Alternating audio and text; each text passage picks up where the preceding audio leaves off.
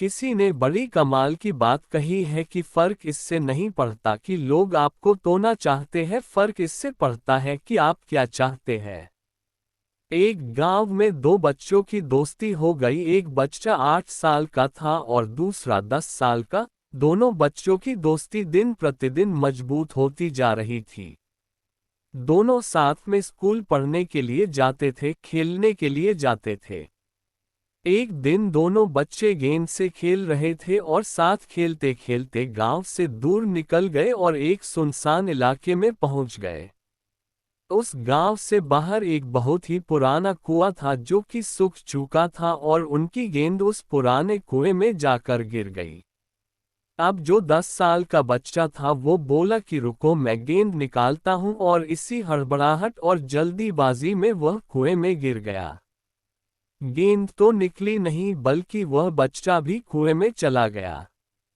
अब छोटा बच्चा जो कि बाहर खड़ा था वह घबरा गया। वह सोचा कि अब क्या होगा, घर वाले तो मुझे बहुत मारेंगे डांटेंगे, इसकी जान चली जाएगी, ये बच नहीं पाएगा। उसके मन में ऐसी बहुत सी उल्टे उल्टे निगेटिव ख्याल आ रहे थे। अंदर से बच्चा चिल्ला रहा था बचाओ बचाओ, और इधर से बाहर खड़ा बच्चा चिल्ला रहा था बचाओ बचाओ, लेकिन सुनसान जगह के कारण इनकी कोई आवाज नहीं सुन रहा था। दूर दूर तक कोई दिख नहीं रहा था। छोटा बच्चा दौड़कर इधर उधर घूमकर देख लिया लेकिन कोई नहीं दिख रहा था। अब अंदर पड़े बच्चे का गला चिल्लाने के कारण सूखता जा रहा था, आवाज नहीं निकल रही थी, सांसें फूल रही थी और आसपास में पानी भी नहीं मिल रहा था। समझ नहीं आ रहा था कि क्या करे।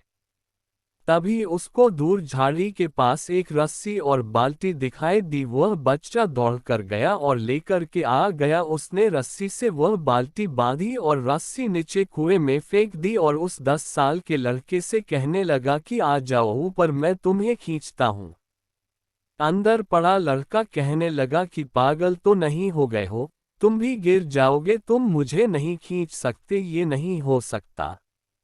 उस 8 साल के लड़के ने कहने लगा कि नहीं, मैं करके दिखाऊंगा, तुम बाल्टी पकड़ो और ऊपर आ जाओ। उस 8 साल के बच्चे ने अपनी पूरी जान लगा दी। उसका गला सूख चुका है, प्यास लग रही है, हालत खराब है, लेकिन उसके बावजूद उसने उस रस्सी को अपने पूरे दम से खींचा और उस 10 साल के लड़के को बाहर निकाल दिया। अब उस बच्चे को निकलते निकलते रात हो गई थी। अब वो दोनों बच्चे गांव की तरफ जा रहे थे। जब दोनों गांव में पहुंचे तो भीड़ इकट्ठी हो गई थी। उन दोनों के माता पिता रो रहे थे। गांव वाले कह रहे थे कि बच्चे मिल जाएंगे, बच्चे मिल जाएंगे, लेकिन मिले कहीं नहीं। तो सब परेशान थे। इन दोनों बच्चों को जब गांव की तरफ आते हुए देखा तो लोग खुश हो गए कि मिल गए दोनों बच्चे।